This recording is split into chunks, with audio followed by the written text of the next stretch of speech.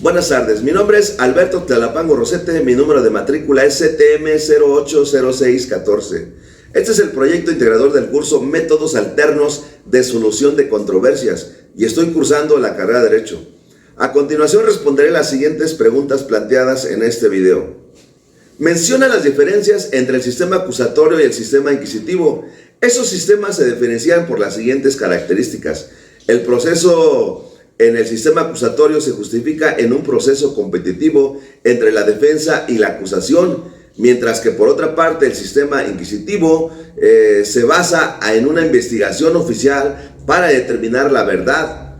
Las audiencias en el sistema acusatorio son públicas con la presencia del juez y de las partes involucradas. En el sistema inquisitivo los procesos y juicios deben cumplir un procedimiento de trámites administrativo, siendo este más tardado y solo quienes tienen interés jurídico pueden acceder al expediente. En el sistema acusatorio, las funciones de acusar, defensa y fallo se distribuyen en órganos independientes, mientras que en el sistema inquisitivo el juez cumple adecuadamente su función de juzgador, acusando y aportando pruebas en contra del acusado.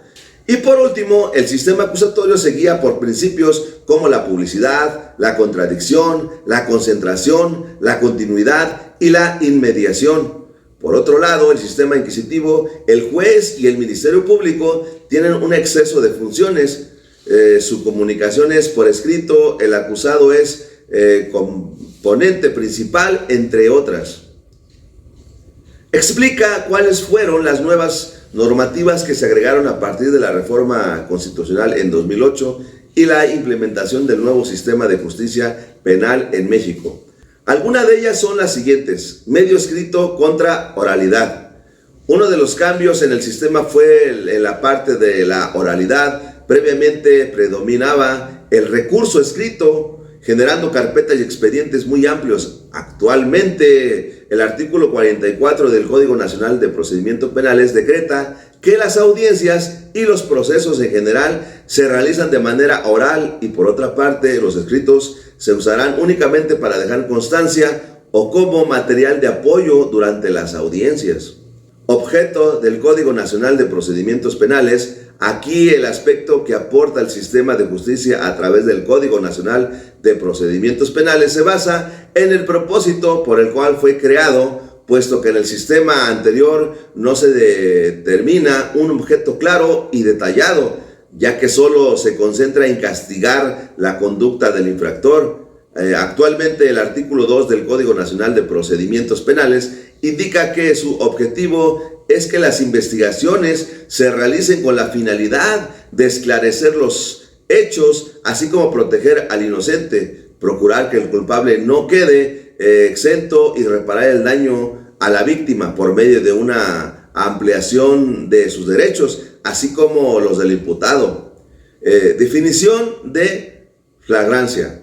En el Código de Proceso Penal anterior no se presencia una definición y limitación de lo que representa la flagrancia en cuanto a la detención del infractor, debido a que el Ministerio Público podía capturar a un sujeto días después de cometer el delito y declarar que la detención había sido flagrante. Ahora, el nuevo Código Procesal define que el artículo 146 de la flagrancia actúa en dos supuestos: uno, cuando el sujeto es sorprendido cometiendo el delito, y dos, cuando se persigue interrumpidamente desde el momento de la comisión del delito hasta su detención. Y por último, la inclusión de los mecanismos alternativos de solución de conflictos en el Código Nacional de Procedimientos Penales, siendo este un aspecto muy importante en el cual es responsable del estudio de esta materia, ya que en el anterior Código Federal de Procedimientos Penales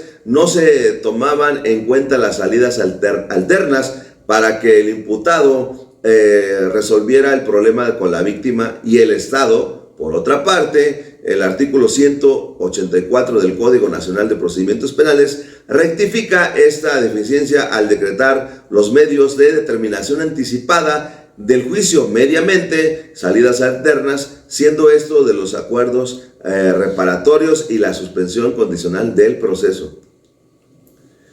¿Qué son las implicaciones subjetivas materiales e inmateriales? Las implicaciones subjetivas se refieren a los aspectos internos de un sistema, como los propósitos, el beneficio o las finalidades, que son los susceptibles al tacto, pero sí se pueden percibir, y las implicaciones subjetivas son aspectos físicos, las cuales se aprecian por medio del tacto a la vista, como las personas u objetos. Explica los puntos que conforman el título primero y segundo. En el título primero, los mecanismos alternativos de solución de conflictos se manifiesta en el legislador. Establece el objetivo a la finalidad de la implementación de los métodos alternos de solución de controversias, así como la creación de su ley nacional. Dentro de la ley se proporciona un glosario con la finalidad de comprender los términos que van presentados en el estudio y aplicación de la norma. El acuerdo, siendo la solución acordada para las partes para poner un fin al conflicto. El solicitante, siendo esta la persona o empresa que asiste a pedir el servicio de los mecanismos alternativos de solución de conflictos para resolver un conflicto. El requerido es la persona o institución invitada a solicitud por la persona afectada buscando solucionar el conflicto. Y por último, el facilitador, quien es la persona capacitada y certificada encargada en desarrollar la sesión de los mecanismos alternativos de solución de conflictos. Además, se esclarecen los principios por los cuales se rigen dichos mecanismos, que son la voluntariedad, la información, lo confidencial, la flexibilidad, simplicidad, la imparcialidad, equidad y honestidad. En el título segundo se muestran los siguientes puntos. Disposiciones comunes. Aquí la ley dispone de los derechos y obligaciones que tienen los intervinientes respecto al desarrollo de los mecanismos alternativos de solución de conflictos.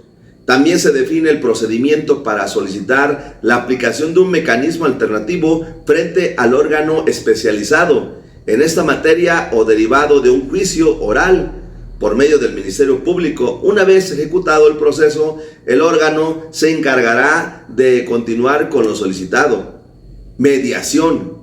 Este mecanismo alternativo de solución de conflictos se encuentra señalado en la Ley Nacional de Mecanismos Alternativos de Solución de Controversias 2014, en sus artículos 21, 22, 23 y 24, determinando la mediación como un proceso voluntario hecho por las partes que lo solicitan, y establecer una solución al problema, así como acuerdos en beneficios para las partes involucradas. De la conciliación. Se muestran en los artículos 25 y 26 del capítulo 3 del título 2, en donde se busca solucionar de forma pacífica y respetuosa algún conflicto manifestando entre las partes. De la Junta Restaurativa.